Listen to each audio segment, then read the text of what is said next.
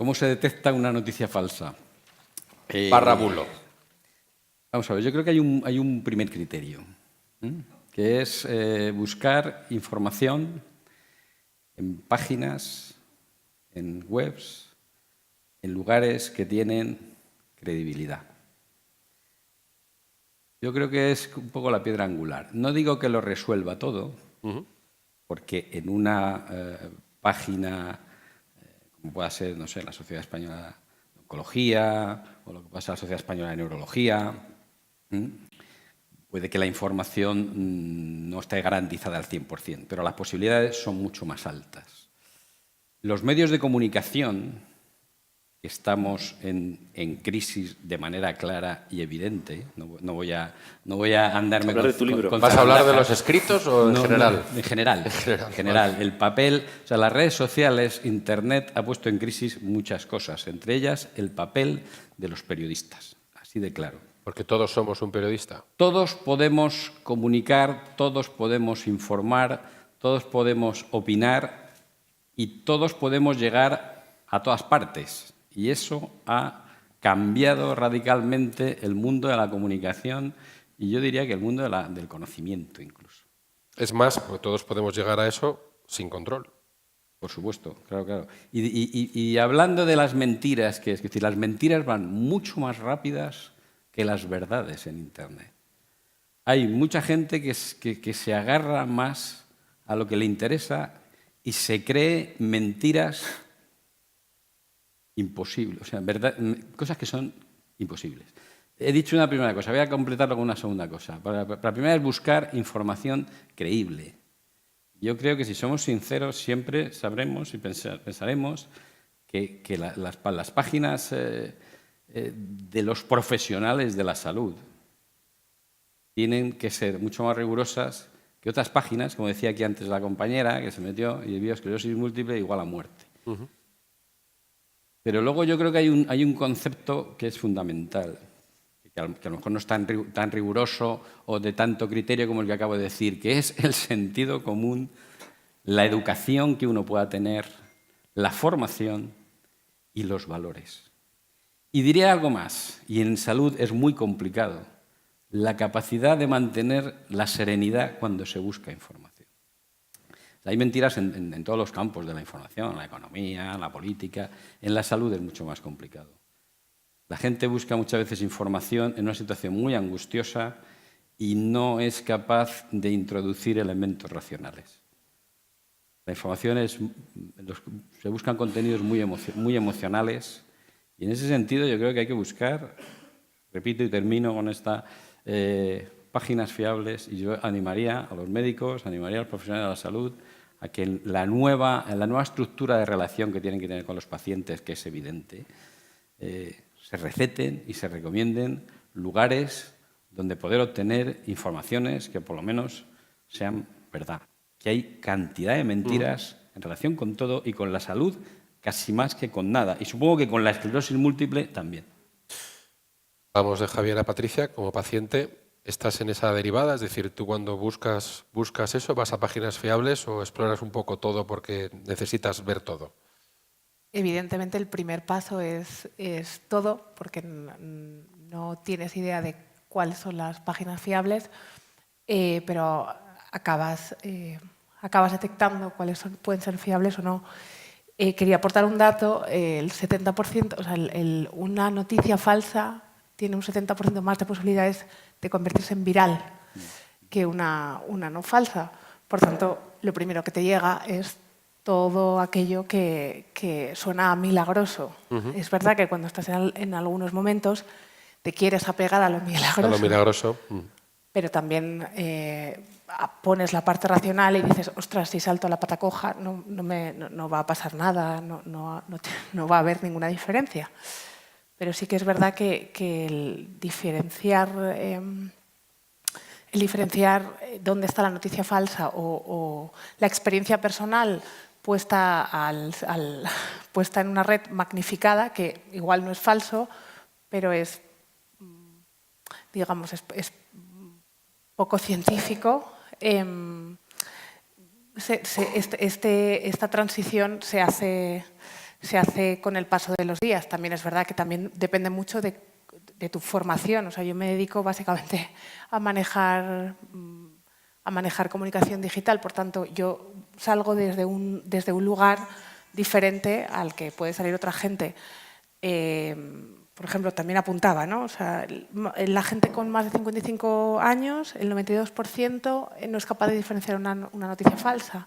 Claro, es que yo iba un poco ahí, es decir, ¿cómo podemos detectarla realmente? Porque no hay un mecanismo que te diga, que pases Twitter por un filtro y diga falso, verdadero, falso. No es fácil detectar una noticia falsa, ahí está su fortaleza.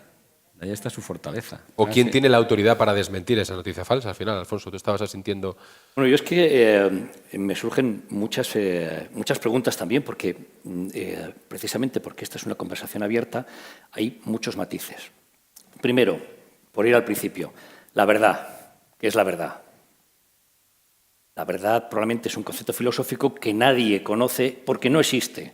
Hay muchas verdades, hay muchos matices. ¿Qué es lo que es falso? Muchas veces no es porque sea a propósito incierto, sino porque hay inexactitudes. Decís que es más fácil creerse una mentira. Creo que no. Lo que pasa es que hay muchas más visiones falsas que ciertas y muchas veces son más atractivas. Entonces, claro, al final resulta que este aspecto es el que, precisamente porque te da el atajo, el camino corto, es el que dices, claro que sí, me tiraré por la ventana, que es lo que me han dicho que me va a ayudar. Y salen los porcentajes de los que hablaba Patricia, del 70% de. Entiendo un poco eso. viral. Y luego, un poco lo que ha hecho Javier. Las noticias falsas no vienen con un asterisco, lo mismo que las arterias y las venas en los modelos anatómicos no son de color rojo o de color azul, sino que tienes que identificarlo. Y hay unos criterios que son efectivamente el sentido común, que es la formación, que es la educación, y luego las referencias, las fuentes, la reputación. ¿Quién te está diciendo esto? Todos tenemos intereses, todos tenemos una historia, pero es verdad que, claro, si tú te diriges a una instalación que tiene un perfil razonable, sensato, basado en la evidencia, es mucho más fácil que esto sea cierto. ¿Y puedes soltarte un bulo? Claro que sí, pero es mucho más fácil que sea cierto. Los medios de comunicación tradicionales han venido siendo quienes nos daban la información y muchas veces también nos han filtrado por según qué intereses. Es verdad que las redes lo que te permiten es esa libertad. Todos podemos decir todo. Abundando lo que decían también en la otra mesa, como profesionales, hombre, yo tengo opinión sobre todo, sobre Cataluña, sobre no sé qué, sobre tal, sobre fútbol, yo tengo mi alineación. Claro que sí. Pero, hombre, tienes que limitarte en un contexto profesional a decir las cosas que son correctas, que tienen una razonable evidencia. Alguna vez alguien me pregunta, ¿qué te parece a ti, pacientes o compañeros, qué te parece a ti según qué cosa? Digo, hombre, si tengo experiencia, si tengo conocimiento, si tengo evidencia, te lo puedo decir. Si no, a lo mejor te puedo orientar a alguien que lo sepa mejor que yo, porque a lo mejor yo no lo sé. Patricia, como experta en comunicación digital, tú te encuentras con una noticia falsa, ¿la denuncias? ¿Cuáles son los mecanismos? ¿La unidad de delitos telemáticos de la Guardia Civil es suficiente? Yo también tomando el café esta mañana pensaba, ¿y qué hago yo cuando sucede esto? La mayoría de las veces la única acción que puedo tomar es denunciarlo a la propia red, esperando que sea la que regule, y si es algún caso muy extremo, sí que acudo a la policía. El problema es que están absolutamente ultrapasados, entonces no pueden atender cada uno de las problemáticas que se les plantean.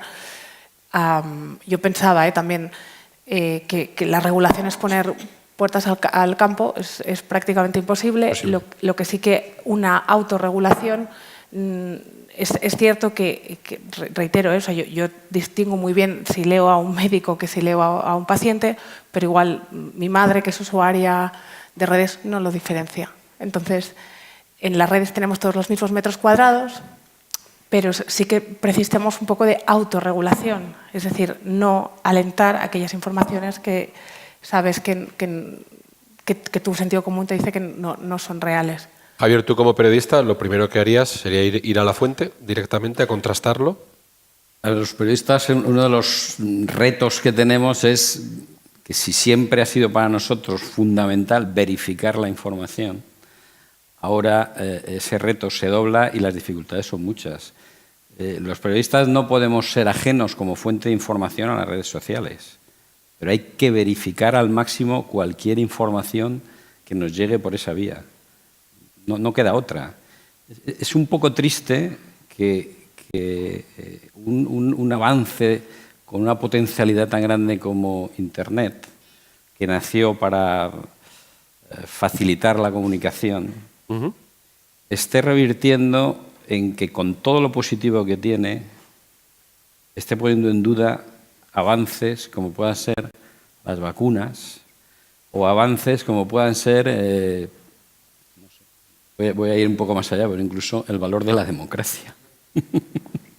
Es decir, en ese sentido, y defendiendo, como no voy a defender las redes sociales y la nueva herramienta que tenemos de tanto valor, pero hay una serie de riesgos que son muy grandes. Los periodistas tenemos que trabajar más que nunca, tenemos que verificar y además tenemos que tener en cuenta que todo el mundo puede opinar.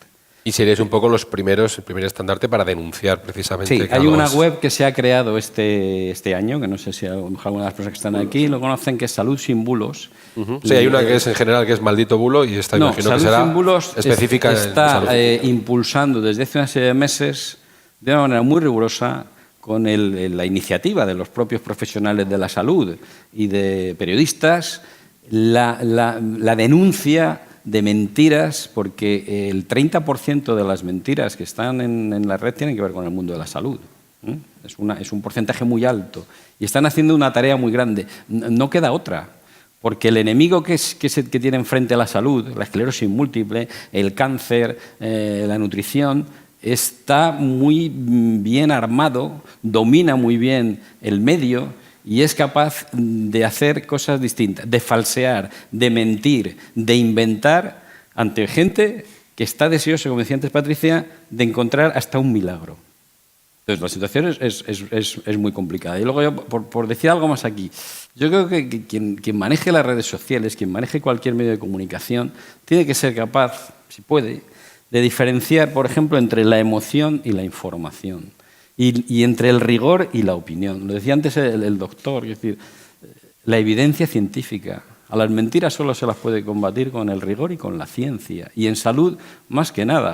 Pero parece que no es así y no es nada fácil, yo creo. Es decir, que tú lo decías antes, la gente, ¿por qué hay tanta gente que se deja y viraliza y retuitea contenidos sobre los que se pueden tener muchas dudas en relación con la esclerosis múltiple y con cualquier otra enfermedad? Tendemos además a hacer viral el contenido que no es el adecuado.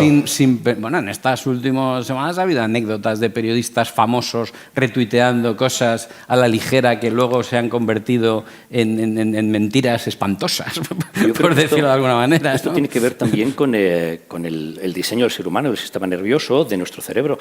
La memoria está íntimamente ligada a las emociones.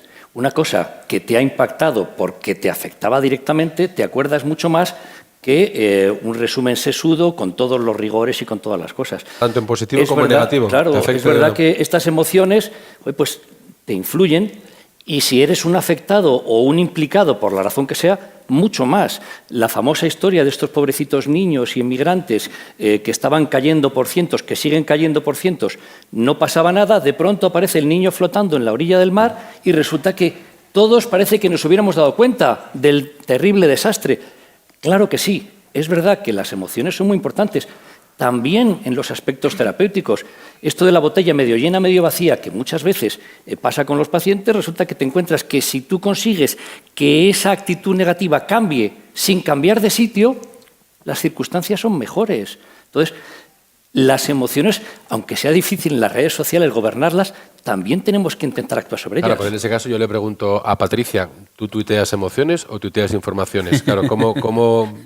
Seguro que las dos cosas. Yo estoy todavía en el proceso de escucho. ¿De la emoción? Todavía estoy como mirando mucho. Sí que es verdad que tengo detectadas unas cuantas fuentes que son fiables. ¿Que te aportan? Que evidentemente siempre te pueden colar alguna, pero el sentido común por encima de todas las cosas y ahora estoy en el proceso de escuchar. Pero sí que observo mucho al resto de pacientes y creo que hay algunos que están hablando de información y otros que están hablando de emoción. Y es bastante, bueno, desde mi punto de vista es bastante fácil diferenciar cuando están hablando de de información y cuándo de emoción, porque hay un yo delante. Y según cómo te levantes tú esa mañana, También querrás leer más emoción o más información. Conectas con una cosa o conectas con otra. Pero Patricia, mucha gente no lo diferencia. Para mí este es el gran problema, que no hay, en muchos casos no hay barrera. Yo soy nativa digital, o sea, yo nací casi con Facebook en la mano. O sea, no naciste nací, con un iPhone debajo del brazo. No nací, pero lo tengo. O sea, recuerdo cuando nació Facebook, es decir, fui de las early adopters, pero no todo el mundo está ahí. Y por tanto, siempre explico el caso de mi madre. Es usuaria de redes sociales, muy activa, pero no es capaz de diferenciar entre algo que es verdad y algo que es una pseudoterapia. Pero fíjate, yo diría que eso, lo que acabas de decir, yo lo compararía para que tratemos de, o por lo menos para explicar bien lo que yo veo, eso es tan peligroso como conducir sin carné, sin tener idea. Correcto. Eso me parece que es igual de peligroso. Lo que acabo de decir ahora del carnet, todo el mundo lo ha entendido. ¡Qué peligro! Alguien que conduce un coche sin saber, habiendo dado 2 clases, que es imposible. Yo di 20 y me costó y luego di Yo no más. tengo carnet, si te sirve de... Pero es que me parece que es igual. Es decir, yo no soy un pepito grillo de las redes sociales, pero hay un riesgo muy grande. Voy a decir algo en relación con la otra mesa, que decía el doctor, con lo de su hijo. No me convence la respuesta de tu hijo. No me convence. Y es verdad que no podemos controlarles, pero tenemos que hacer algo para que entiendan que sus padres quieran que tenga responsabilidad, porque si no va a ser muy complicado. No te estoy dando ningún consejo. Yo creo que tengo una suerte. Tengo una hija de 23 años y un chico de 18. Pero Ya están 12, 10, que ya tienen, seguro que tienen móvil. El móvil, que dentro de poco van a tener un móvil a los 5 años. Entonces, es muy, muy complicado, pero hay que encontrar una cultura de responsabilidad en el uso de las redes sociales y prohibir el anonimato. Yo estoy bastante harto de que la gente, tú has dicho antes, huevito 47, no sé, yo soy periodista, la fuente, identificar. Y la huevito es difícil. ¿Quién dice qué? Yo no sé quién es huevito 47. Muy difícil. Es que a lo mejor... Lo que pasa es que esto es difícil en un contexto en que la red es universal. Y Ya. en cambio las leyes son solamente nacionales o internacionales, pero cualquiera se las puede saltar, como por ejemplo el presidente americano cuando le apetece. Es decir, que es verdad que estamos en un marco en el que cruzar la calle en según qué sitio te da problemas, pero mandar una noticia de aquí a Singapur o de vuelta resulta que no Claro, tiene es que ahí voy un poco consecuencias. lo que tú decías, haces un paralelismo con conducir. Es decir, un tío que no conduzca, ¿cómo le dejamos un coche para irse 2 kilómetros con el coche? Estás hablando casi un poco sin querer de regulación de las redes sociales. Es decir, al final deberíamos de regular quién se puede abrir una cuenta y para qué. Y lo más difícil, ¿cómo vas a regular la difusión de un contenido? No es viable. No es posible regular. Yo creo que es posible trabajar de una manera muy firme. Es decir, hemos trabajado de una manera muy firme en lo malo que es el tabaco. Hace 40 años o hace 30 años es que el tabaco era libertad. El tabaco era convivencia. El tabaco, hemos conseguido concienciar a mucha gente de que el tabaco es malo. Casi todo el mundo. A mi madre A ver, no, pero a tu bueno, madre esto, mi madre no. A ver, eso es muchísimo más fácil. El reto de las redes sociales y de Internet es complejísimo, pero por ahí tiene que ir. Claro, imaginemos un espacio hipotético mentir. donde aparezca tu nombre y tu DNI en tu nick. Tuteas. Si eso tuviera que ser por norma así, A lo ¿qué mejor pasaría ahora con las redes sociales? ¿Hablaría tanta gente? Muchísimo pues menos. a lo mejor ahora es impensable, pero Ahora es cosas que impensable. son impensables en la humanidad, 40 años después, han cambiado. Claro, porque si Y algo Patricia hace habrá un que comentario hacer. que a mí no me gusta, puedo dirigirme a ella de alguna manera. Tendrá un mail, un correo, pero si Huevito 47 lo pone, es imposible que yo aplaque su comentario. Claro, Me puede hacer más daño lo de Huevito que lo de ella, ¿vale? Y es que creo que luego cuando hablamos de redes sociales siempre como que nos da un miedo. Yo creo que el hijo de Jaume es el futuro. O sea, Sí. es alguien que seguramente ya ha nacido con eso. Porque yo me creé una cuenta, pero es que ya esta La gente mía igual, tiene 13 ya ha y nacido con eso. evidentemente van a tener que aprender a todavía muchas cosas, son todavía jóvenes. Nacen con el arroba Lo que pasa puesto. es que siempre las noticias falsas han estado siempre. A mí, antes de todo esto, me llegaban octavillas en el metro de doctor no sé qué. Y las tirabas. Y curo no sé Y cuánto. no te influían. Influían mucho menos. Tenían menos difusión, pero influían a la gente que no era capaz de diferenciar una cosa de una ciencia de una octavilla en el metro. Y luego, por otro lado, siempre me da la sensación, siempre que pienso en esto, pienso en mi abuelo diciéndome se te va a poner la cara cuadrada cuando venía a la tele. Es decir, que siempre la nueva tecnología nos ha asustado. Cuando hablamos de salud, además, somos vulnerables, por tanto, nos asusta todavía más. Y hacemos como, bueno, hay que cambiar muchas cosas. Bueno, somos muy jóvenes en Internet. Apenas tenemos 10 años, cuando estamos aprendiendo, estamos debatiendo cómo parar esto, cómo parar la parte más oscura. Yo, que soy una tipa optimista de mena, que decimos los catalanes, creo que de momento aporta más que quita. Evidentemente hay que, no sé si regular, pero autorregular, seguro. En salud yo creo que hay que autorregular y filtrar. Yo, por ejemplo, la típica anécdota, oye, que vas a la playa y te duele un pie y tienes el dedo gordo que se te ha hinchado. Y la gente va a internet, dedo gordo hinchado en la playa, y a la quinta búsqueda te lo amputan, porque es una medusa del Pacífico. Y de joder. Y no ha pasado por el ambulatorio que tiene a 100 metros de casa. ¿Qué dices? Luego, entonces, regular eso para la gente joven todavía me parece más difícil. Y otra cosa que me parece como muy relevante, o sea, yo conozco técnicas y tácticas para que un resultado, me ha picado una medusa, ¿qué hago?, aparezca el primero en Google. Eso es. Lo que no entiendo es como muchas veces estas cosas que son tan públicas no se utilizan para el tema salud. Yo creo que aquí hospitales, fundaciones tienen un caminazo por delante, porque se puede, o sea, quiero decir, parar las búsquedas, es decir, que la tercera búsqueda sea muerte en todos los casos, se puede parar. Lo que pasa es que, por centrar, creo yo, las responsabilidades o quién puede hacerlo, yo creo que estas empresas de comunicación digital, Google, Facebook, tienen que también asumir una parte de responsabilidad. Es decir, tú tienes que saber que cuando buscas hay alguien que a lo mejor ha hecho algo para que su búsqueda salga a la primera, para que cuando tú estás buscando no pienses que la búsqueda es inocente. No, claro que sí. Entonces, Google tendrá una sede física, estará sometido a una legislación.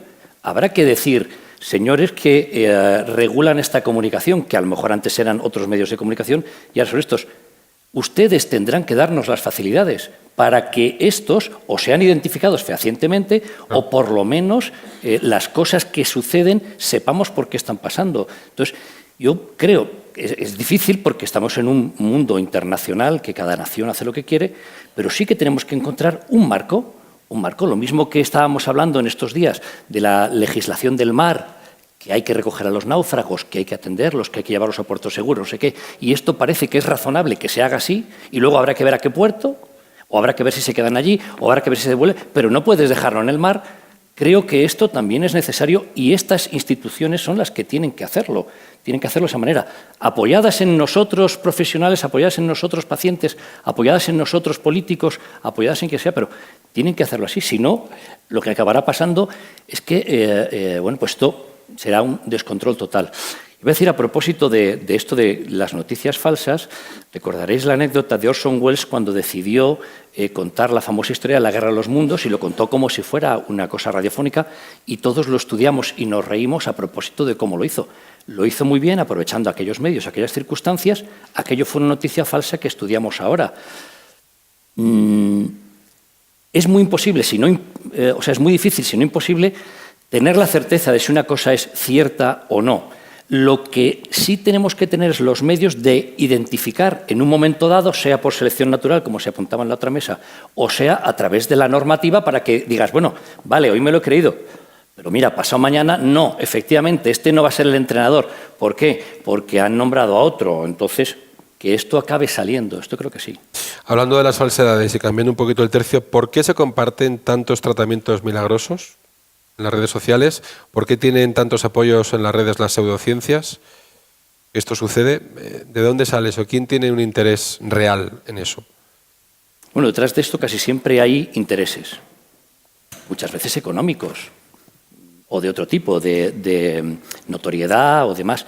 Desde luego que no hay casualidades, no hay cosas inocentes. Casi siempre hay alguien detrás que está de esto. Que se aprovecha de la vulnerabilidad del paciente. Y de la vulnerabilidad y del estado de necesidad. O sea, tú tienes una dificultad, necesitas un piso, necesitas un coche, uno que pasa por ahí se puede aprovechar de ti. A lo mejor no, a lo mejor te ayuda, pero a lo mejor te pide otra cosa. Entonces, este estado de necesidad es el que hace que esto sea más fácil.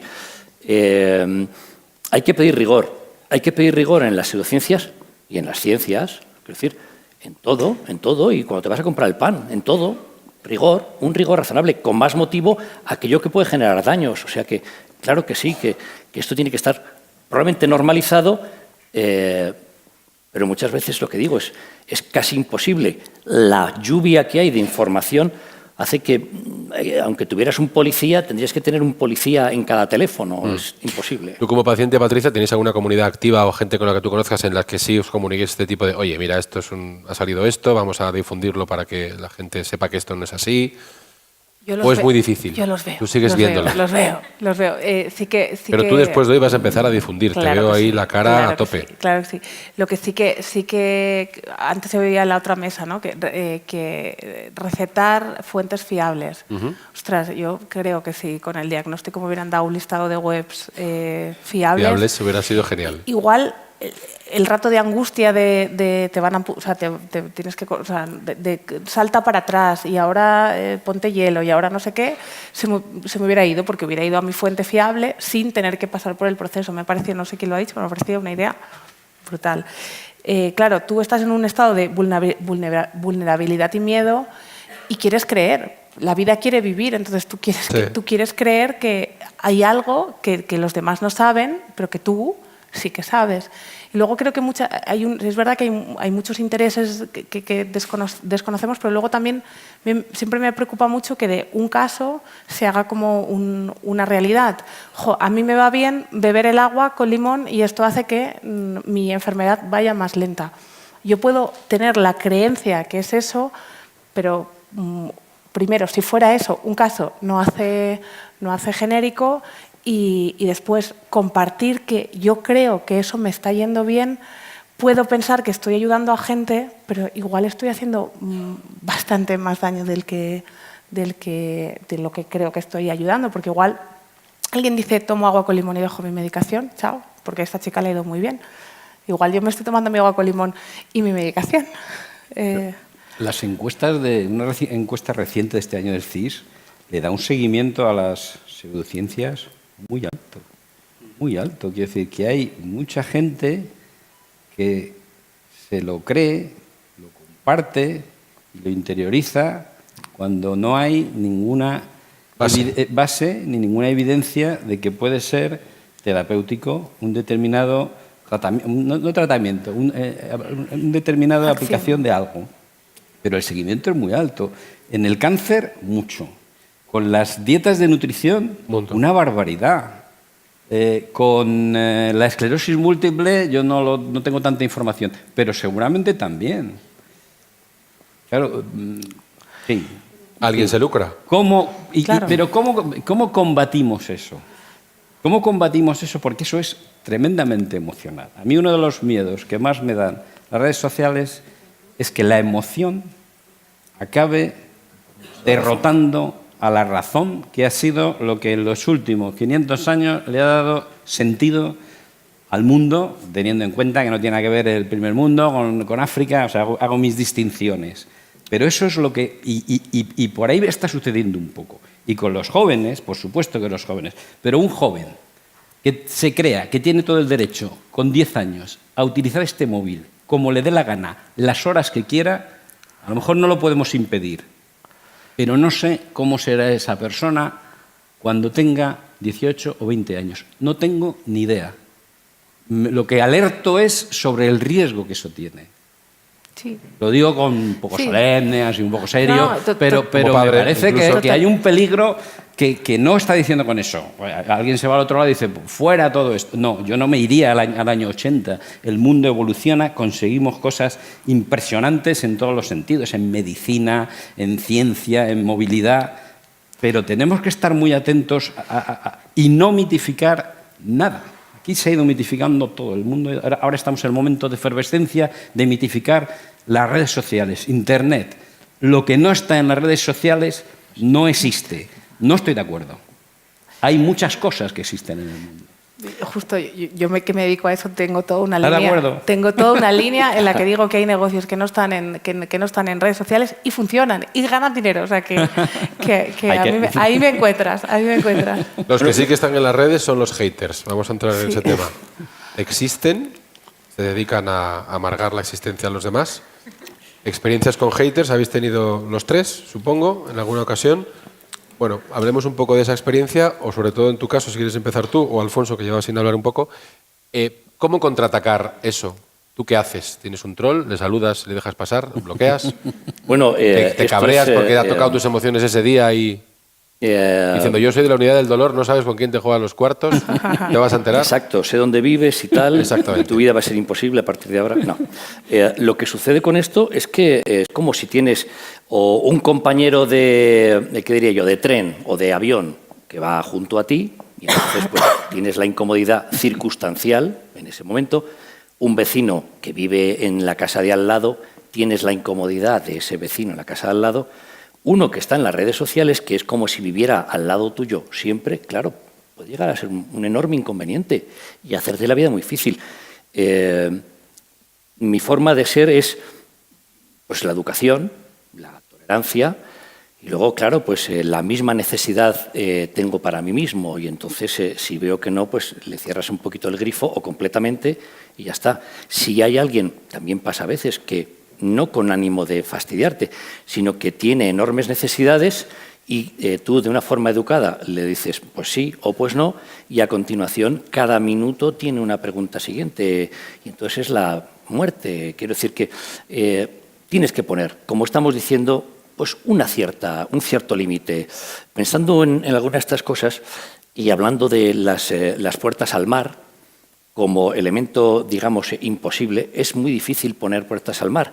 Pero en algunas naciones como Holanda le pusieron puertas al mar, lo llevaron un poquito más allá y viven en una parte muy importante de un territorio que se lo han comido a él. Y están amenazados siempre. Y si sube la marea, viene. Pero lo tienen controlado. A lo mejor es un ejemplo que sirve para esto. Patricia, ¿tú bloqueas y reportas? ¿Pasas? Yo creo que cuando hay un hater habla más del hater que de mí, o sea, de sus comentarios habla más de él que de mí. Entonces, bueno, hay gentes que mencionan y empiezan a... Entonces, estrategia de disco rayado, Ya se cansará. te entiendo, te comprendo, no comparto, gracias. Contestas incluso. Sí, si se sobrepasan líneas, que es el propio autorrespeto, o sea, la persona se está faltando claramente el respeto o me lo está faltando a mí, creo que esa es la línea en la que yo activo, soy de gatillo rápido, activo el bloqueo, ¿Bloqueas? Pero intento siempre comprender al otro, entender qué me está diciendo, si lo estoy entendiendo, le digo te entiendo, te comprendo, gracias por tu comentario, intento no alimentarlo, o sea, intento no alimentar la carnaza, porque si no le estás dando de comer. Sí, lo más duro, aparte, evidentemente el bloqueo es lo más sencillo, es el pozo que queda tras ese bloqueo, porque al final te ha generado, yo conozco a Maxim Huerta personalmente, a la semana que lleva ese hombre no se la deseo a nadie y cosas que te pasa que le han mandado y has tenido que leer, dices, claro, eso es muy complicado controlar eso. Y tampoco hay una regulación para eso, porque sí, hay cosas que efectivamente se han denunciado, tarda muchísimo tiempo en salir, luego el hombre pide disculpas en público y una multa y poco más. Esto muchas veces en medicina se habla de cuando hay un evento adverso, cuando hay una contingencia, pasa algo. Hay una primera víctima que es la persona que tiene ese daño, pero hay una segunda víctima que es el que ha dado ese daño, el que ha producido ese daño. Y luego hay terceras víctimas que son los que están cerca. Claro, dices, es que tú, joder, lo has pasado fatal, no has visto eso, pero te has pegado un susto morrocotudo o has tenido una impresión terrible, no puedes estar igual. Oye, aquello te afecta significativamente. Entonces, claro que sí, que de una forma concéntrica tienes que encontrar la manera de controlarlo Y luego, pues hombre, sobreponerte. Sí, no, yo estoy un poco con lo que dice Patricia. Nosotros en la web tenemos críticas, pero tampoco hemos tenido ataques en ese sentido, ¿no? Pero yo creo que hay que poner la raya alta y solo contestar cuando la cosa se pone complicada, ¿no? Pero es muy difícil. No está muy difícil claro contenerse muchas veces. ¿Cómo gestionarlo? ¿Y qué efecto tiene? No tengo muy claro cuál es. En las crisis de reputación hay que decir algo, pero muchas veces hay que aguantar. No lo tengo muy claro. Ahora, personas que pueden hacer daño intencionadamente tienen ahora una herramienta estupenda, ¿no? Marta, streaming. ¿Tenemos algún troll o no? ¿Son solo preguntas y comentarios positivos? Porque si tiene un troll, pues ya le saludamos y le bloqueamos entre todos. Pero... Hombre, pues ha generado, como os podéis imaginar, es un tema que genera y suscita muchos comentarios. Hay gente que está de acuerdo. Lo que se pregunta todo el mundo es cierto. ¿Por qué compartimos ese tipo de informaciones? ¿Por qué va más deprisa? O sea, ¿qué nos mueve? ¿Por qué de repente esos mensajes que nos llegan por WhatsApp a veces, ¿no? ¿Alguien reflexiona si es cierto o no? ¿Por qué se da inmediatamente? ¿Por qué en Twitter se lee el titular y no se lee la noticia? Con un titular que puede ser totalmente, estamos acostumbrados, sabemos muy bien, ¿verdad, Jacobo? O sea, ¿qué nos hace ir tan rápido y quedarnos con la mentira antes que con la verdad? ¿O por qué no queremos buscar la verdad? Hombre, hablaban un poco ellos de las emociones, que a veces en un estado emocional te quedas rápidamente con lo primero que te ha llegado porque te conviene, ¿no? Yo creo que hay una gran necesidad de protagonismo en las redes sociales. De querer ser alguien, de querer mover los contenidos, de llegar a más gente, de ser el primero en que sea algo llamativo, seas quien... Yo creo que es un mundo en el que la paciencia o la prudencia, que yo creo que son grandes valores del ser humano, como que están descatalogados. Y entonces tú ves algo que te llama la atención y sin verificar, sin aplicar la razón, lo lanzas. Luego ya se verá. Y esto le pasa a personas poco formadas. No, esto le está pasando a periodistas veteranos. O nos está pasando. Es preocupante, pero yo creo que ahí es la emoción lo que... O sea, y desde luego los valores de protagonismo, de imprudencia, yo diría a veces. Yo creo que esos valores son peligrosos, por lo menos. Marta. Javier ha compartido, Javier que lo tenemos aquí entre el público, pero lo ha compartido vía Twitter, algo que me gustaría que contestaran los neurólogos, Mari y Jauma. ¿Es la vitamina D un bulo en esclerosis múltiple? Da para mucho, ¿eh? Espera, que te cojo el micrófono para quien quiera contestar y así más. Muchas gracias. ¿Quién contesta primero? Mar, te tengo más cerca. Además, Mar quería comentar algo también sobre esa mesa, ¿verdad? Mar, sí, aprovecha. Sí, yo creo que la vitamina D, hay un montón de trabajos muy controvertidos, unos a favor, otros en contra, creo que es una moda científica. Pero yo me gustaría contar un ejemplo que hubo sobre una noticia falsa muy extendida y muy bien diseñada en esclerosis múltiple, que seguro que la comunidad de esclerosis múltiple se acordará. Hace unos años hubo una hipótesis que decía que la insuficiencia venosa podía ser el origen de la esclerosis múltiple. Había una hipótesis, incluso había unos médicos que operaban de un triángulo anatómico que tenemos aquí, el triángulo del escaleno, para liberar una arteria y una vena, y decían que así se curaba la esclerosis múltiple. Hubo revistas internacionales que publicaron algún artículo, hubo involucrado muchísima gente en este proyecto, incluso venían pacientes con artículos en Internet, a donde la comunidad científica, donde los médicos, nosotros estábamos absolutamente en contra, estábamos convencidos que no tenía nada que ver, pero se extendió por todo el mundo. Involucró a muchísimas personas, involucró a empresas biotecnológicas que vendían ecodopplers, pacientes, incluso asociaciones de pacientes como la canadiense, muy válida, apoyaron proyectos, se consumieron inversiones ingentes de dólares y no sirvió para nada. Fue todo una noticia que caía por su propio peso. Todo ha quedado en nada y no ha pasado nada. Y hay pacientes operados que se gastaron el dinero y la esperanza en este tema que no me gustaría que ocurriera, pero seguro que va a ocurrir. Y todos tenemos que luchar contra estos temas. Y le paso a Jaume. Jaume, ¿no? Ya sigo a tu hijo en Instagram, ¿eh? Que lo sepas que... Sí, yo aprovecharé. Bueno, sobre el tema de la vitamina D, evidentemente que todavía no hay una base científica lo suficientemente sedimentada como para decir que voy a tratar la esclerosis múltiple con vitamina D. Por supuesto, si tienes la vitamina D baja por debajo de los límites de la normalidad, pues te la trato. Pero no puedo decir que te estoy tratando la enfermedad con la vitamina D. Creo que es el mensaje que damos nosotros. Y si puedo intervenir... Por supuesto. Yo creo que, por ejemplo, en lo de las mentiras, hace casi, pues no hace 20 años, pero casi, tuvimos también la epidemia de las escalenectomías, que está en parte relacionada con esto.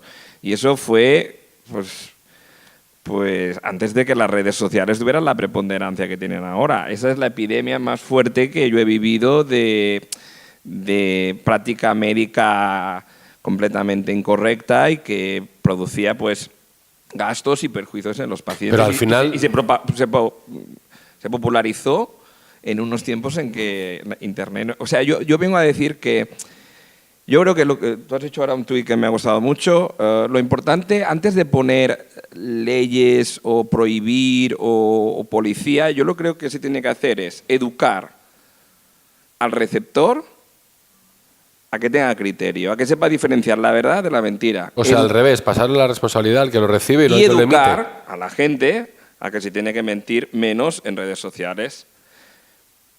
Eso tiene unos límites, pero los límites, yo creo que ya hace tiempo que han intentado, en los 10 mandamientos, había uno, creo que es, que dice no dirás falso testimonio ni mentiras, y bueno, a estas horas todavía está lleno por todas partes. Por tanto, ni policía, ni pecados. Yo creo que en el fondo tenemos que intentar educar en la responsabilidad a receptores y a emisores.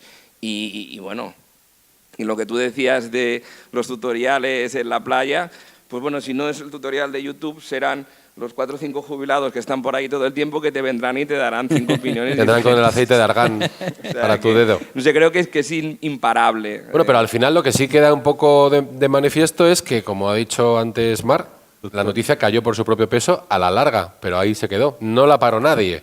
No salió una eminencia científica. Ay, perdón. Iba a decir que la parara. Que yo quería decir un poco porque, como he dicho antes, la evidencia científica no surge, digamos, desde el primer momento como cierta, sino que se plantean hipótesis que se confirman o no. En el nombre de la ciencia, por ejemplo, se estuvo tratando a gente pues, que tenían ese espíritu romántico, que no sé qué, que les gustaba la música, que no sé cuánto, la dama de las camelias, hasta que llegó Koch y dijo, no, esto es un bicho pequeño que se llama bacilo, que le voy a poner mi nombre, y todo esto que estáis haciendo se trata con una especie de antibióticos. Y se acabó ese romanticismo para tirar a otros. La evidencia surge a partir de habernos equivocado mucho. En el nombre de la ciencia se han hecho un montón de tropelías, probablemente las estamos haciendo ahora también. Y dentro de 50 o 100 años dirán, coño, la artrosis, ¿por qué la tratabais así, arrancándole el hueso, cuando es un virus lento, que no sé qué, que simplemente no comiendo cebolla? No lo sabemos. Lo que es cierto es que, claro, la evidencia es la que tiene que darnos esto. Estoy muy de acuerdo con que la educación de todos es lo más importante. Lo que pasa es que creo yo que es más fácil empezar educando por los que enseñan y luego también educar a los que aprenden. Los dos esfuerzos. No digo que no, claro que sí. Pedro, quería compartir con nosotros algo. Adelante, Pedro, buenos días. Bueno, buenos días. Felicitar a la mesa, a las dos mesas, que estamos encantados de estar aquí, estamos comentándola todo el rato.